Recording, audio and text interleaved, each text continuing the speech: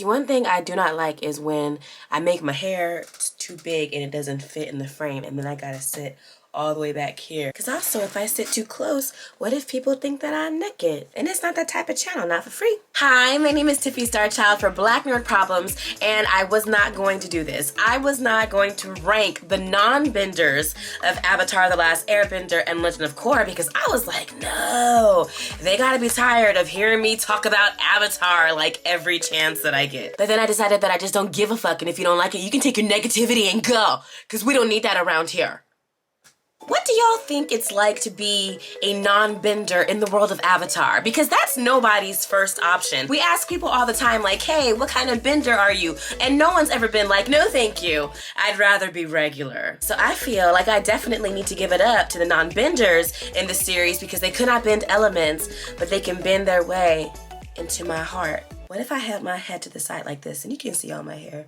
It's not that serious. Off top, I think an honorable mention should go to Guru Patik, who rescued Appa and then taught Aang how to open his chakras and enter the Avatar state, even though he was on some like fuck love, you got a mission type shit, because clearly he didn't know about the power of love and friendship.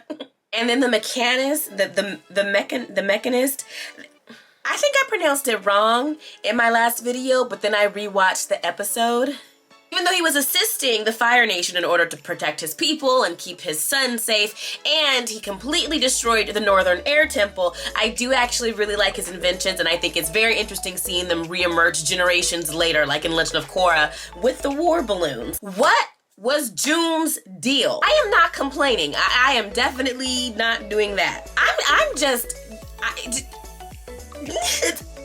How did, because it's like, so I'm not even on about the fact that she's a whole bounty hunter helping teenagers stalk other teenagers, and she rides a giant shearshoe with a poisonous tongue. Look at her character design. I know she had all the boring, basic, regular ass Earth Kingdom bitches upset. I just know it. I respect Ursa. That's Zuko's mama. I respect her because she sure as hell was checking young Azula, and she had no issues assassinating a Fire Lord in order to keep her son safe. And we knew she was about that shit, because you remember when Zuko threw the rock at the baby turtle ducks, and then the mama turtle duck ran up on him, and he was like, what the hell? And she was like, hey, look, kid, moms don't play about their children. Master Pandao. You know, I don't like the word master for what should be obvious reasons, but he kind of fine. So, you know, I might be able to look over that, you feel me? He taught Sokka how to be a swordsman, and to me, he has one of the dopest lines in all of Avatar when he said, the way of the sword doesn't belong to any one nation. Knowledge of the arts belongs to us all. That's real nigga shit. I'm saying. Y'all, Varrick is such an interesting character, and I'm not gonna lie to you, I'm still just a little bit confused about his motives and the timeline and what he was doing and who he was doing it for, but I do know that he was inventing the hell out of every damn thing, and eventually when he came to the movers, he put our boy Balin in some booty shorts and a sassy open vest. Because yeah, in Legend of Korra, we definitely needed another mechanist. And we all know that he couldn't have done any of that without Zhu Li, and I love her. But to me, at the end, them getting married after he done talked to her any type of way and treated her any type of way, okay, girl, get your king. I don't even like Jet. I'm sorry if he's your fave. It might be his stupid haircut or that stupid piece of straw hanging out his mouth. Or, you know, if I was in his gang, I would feel some type of way about him constantly bringing up what I lost to the Fire Nation as a way of manipulating me. Like, my nigga, can I heal? He did reframe the way that I see a hook as a weapon, because I don't know about y'all, but I was especially traumatized by I Know What You Did Last Summer. But that's another video. One day I will not out-talk my battery.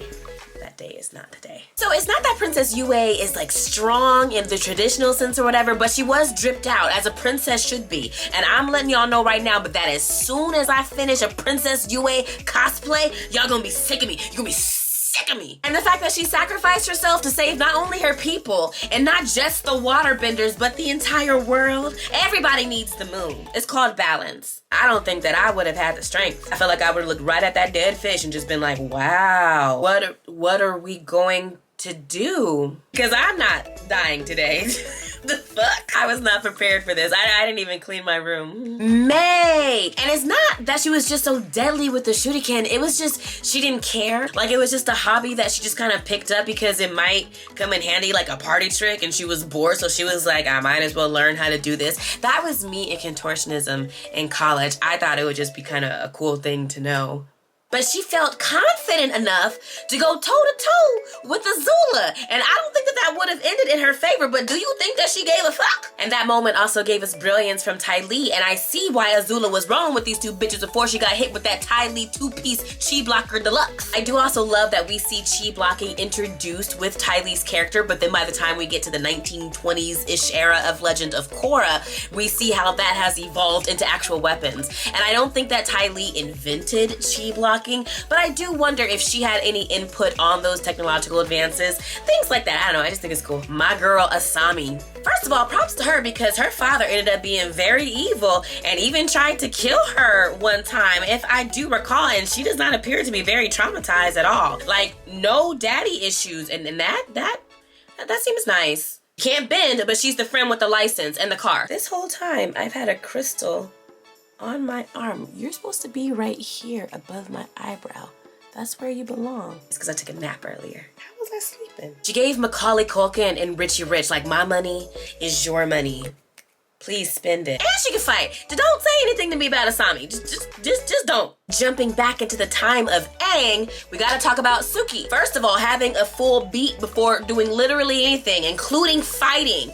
I respect that. Leader of the KYOSHI warriors, part lizard apparently. I will never forget her scaling the wall of the prison, of the Boiling Rock prison. We were robbed by not having old Suki in Legend of Korra, because I'm sure that she still would have been doing some wild shit. That will never sit right with my spirit. And I feel the same way about Sokka. It don't make no sense. In my opinion, just for me, he's, I think, the best non-bender between the two series, like with the sword, but also when the last time you see someone kill somebody with a boomerang? He was the idea man, and while I think every member of Team Avatar, you know, the gang was essential, they really couldn't have done it without Sokka. Man's invented submarines. I do want to throw some quick honorable mention credits to both Boomy and Zahir, both of whom were non-benders when we met them in Legend of Korra, but then gained the ability to airbend due to the harmonic convergence. So, you know. But I do want to mention their pre-bending abilities because Zahir was the only member of the Red Lotus to be a non-bender,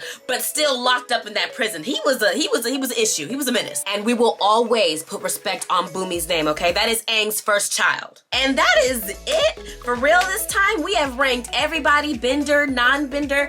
I officially do not have any more Avatar content tonight. Please let me know what you think in the comments, and also make sure that you are following Black Nerd Problems on YouTube, Twitch, Instagram, Facebook, as well as me, Tiffy Starchild. Thank you so much, and I will see you next time.